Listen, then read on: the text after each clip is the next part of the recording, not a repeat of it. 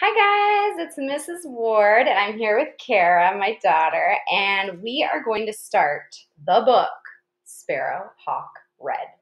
I'm going to read this out loud to you, and today I'm going to start with chapter 1. So I don't know if you know anything about this book. Your cover might look different from mine, but it's about a boy named Ricky Diaz. And I'll give you like a little bit of the tagline. It says, to avenge his mother's death, he's got to put his own life on the line. So his mother is dead. That's so sad. So let's start with chapter 1. Now, as I read, you have two choices. You can follow along on the screen. I'm going to like kind of point to the words with my arrow as I go, or you can follow along in your own book. But it is really important that you follow along in one place or another, because studies have shown if your eyes are looking at the words as somebody reads to you, it makes you better at reading. So definitely do that, okay? Now, the way that this is set up, this is Bookshare. I know a lot of you have used Bookshare, but maybe some of you haven't. Is that this says chapter 1, so the one up here means chapter 1, and this here means page 2. So this is like the page break. So if you were in the book, all of these words, sorry, Kara, are on page 1. So that's those words. And then you would flip to page 2 when it says 2. Okay, here we go. Ready, Kara? Ricky Diaz drew back on the airplane's control stick.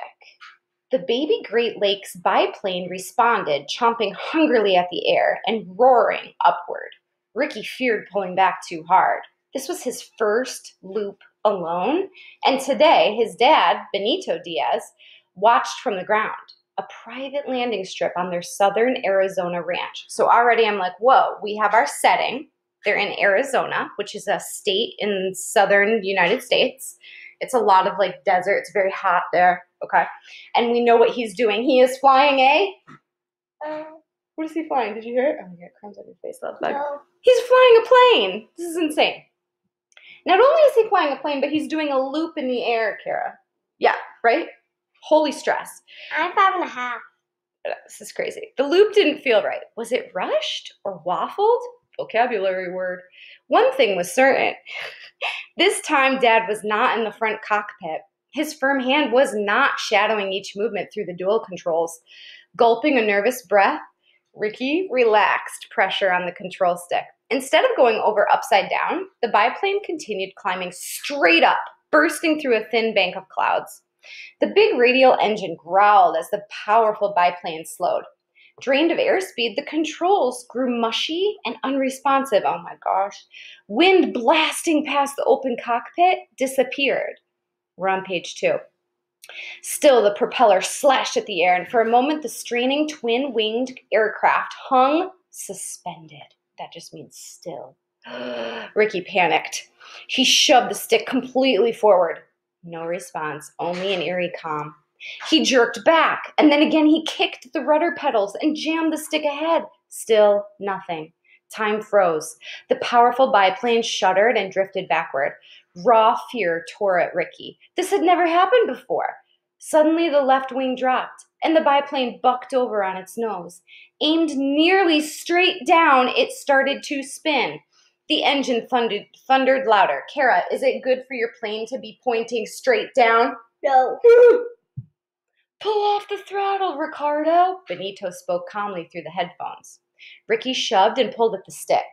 His dad's voice was calm, but he used the name Ricardo when something wasn't right. The throttle, Ricardo, Benito's voice hardened. Do it! With the world twisting around faster and faster, Ricky tried to concentrate. He groped for the throttle hand, finally yanking it back. The engine quieted, but the spinning became more violent. Benito's words crackled over the radio. Now let go of the stick. Ricky knew well what he should do, but it didn't feel right letting go of the stick. Not when the nose aimed straight down. Instead, he panicked and pulled back. You're tightening the spin, Benito said, his voice calm but hard. Do it. Let go. Stop the spin first. Ricky forced his hands off the stick. Page 3. Good. Now step right rudder. Ricky obeyed, stepping hard on the right pedal. The plane snapped out of the spin into a deadly dive. Air screamed and buffeted the biplane's wings like a mad beast. Okay, now, pull back. Ricky grabbed the stick. Breathing hard, he pulled back. Speed kept building. The wind slapped hard at his shoulder-length black ponytail. The baby Great Lakes plane howled downward. Using both arms, Ricky pried even harder on the control stick. Although only 13 years old, oh, we know how old he is now. He's 13. He made the wings strain. His cheeks sagged and the pressure brought small flickering black patches across his vision. It threatened to blind him.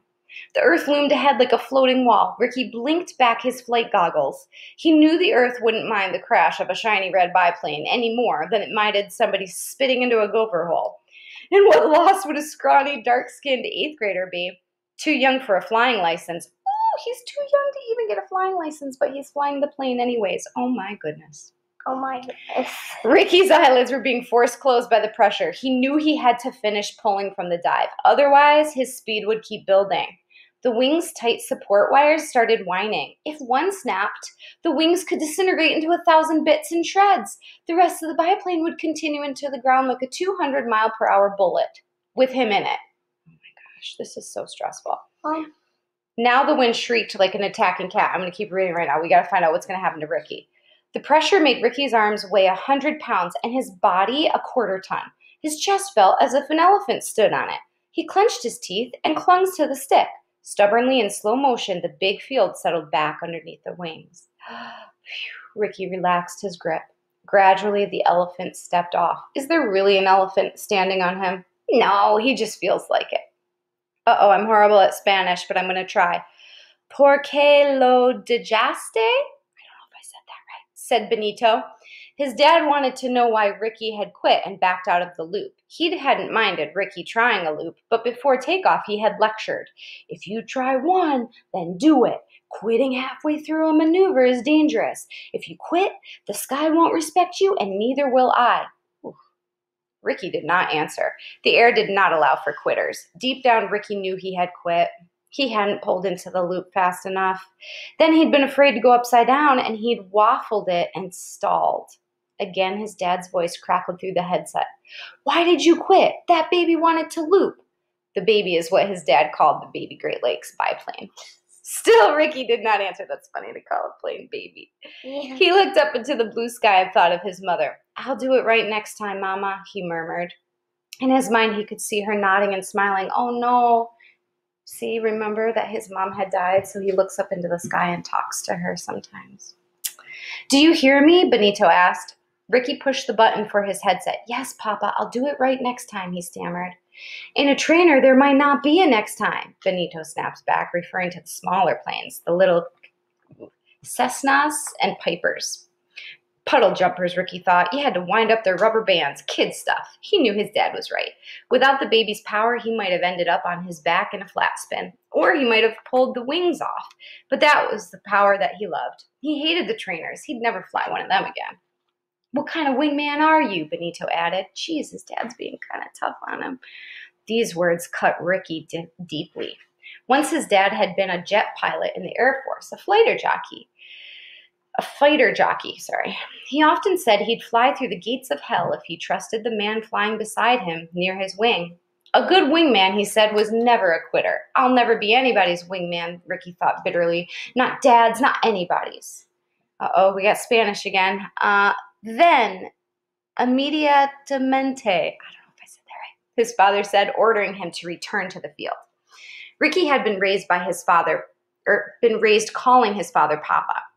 That seemed natural, but it was silly how his dad spoke so much Spanish. He said it was part of their heritage. They were American citizens, born and raised in Arizona, Ricky thought.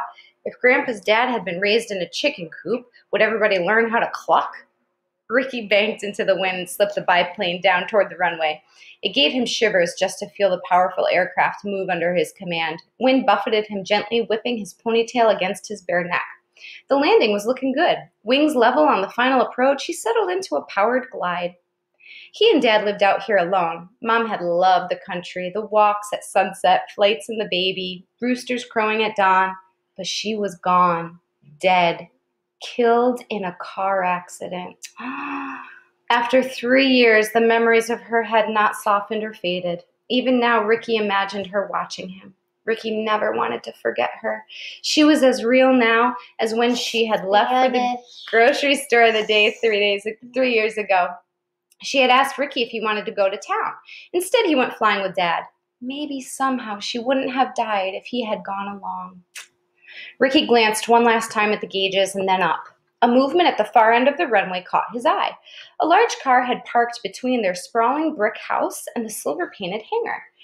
Several men moved about.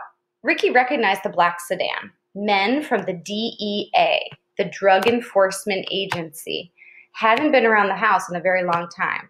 So the DEA is people, they're like higher up than police officers. They kind of work for the federal government, but they make sure that we don't have bad drugs in the country. Okay. After Dad left the Air Force, he had worked for the DEA, doing undercover work and flying patrol flights along the Mexican border. On weekends, he flew the baby Great Lakes and air shows for fun. But 3 years ago, after Mom died, he left the agency and retired to the ranch. At least that's what he'd called it. To Ricky, it seemed more like quitting. Dad was too young to retire. He raised a few cows and farmed a little, but he didn't even fly in air shows anymore. Ricky remembered the maneuvers Dad used to ring out during shows. People in the crowd would gasp and hold their breath and cheer wildly.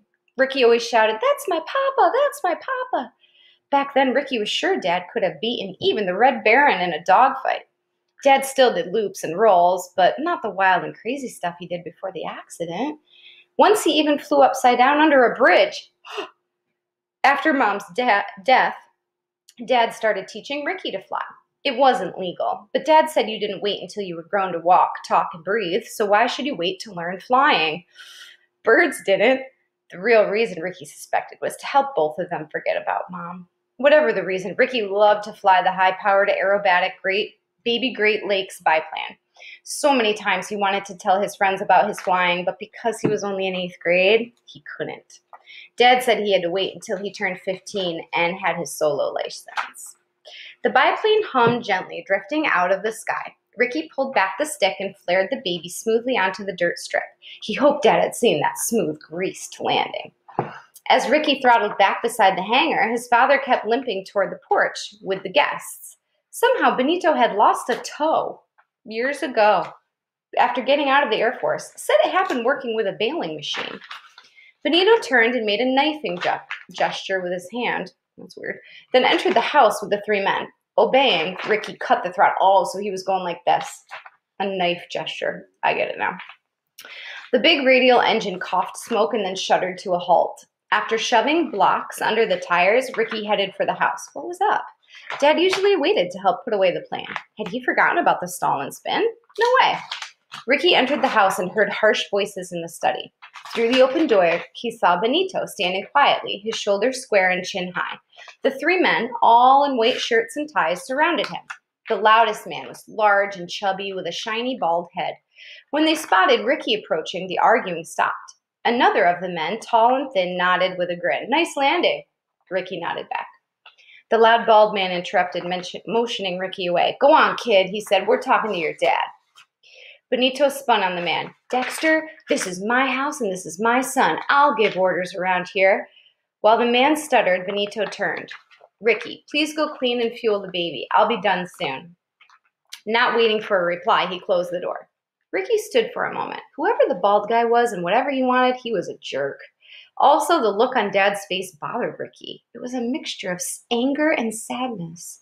It was the same look that came over him when he talked about Mom. And that wasn't often. Intense talking erupted, muted but growing louder and louder.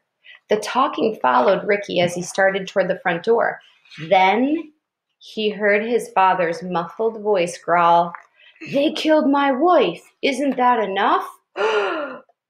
That's the end of chapter 1, but I think Ricky just found out something huge. What? He thought his mom was killed in a car accident, but his dad just said, "They killed my wife."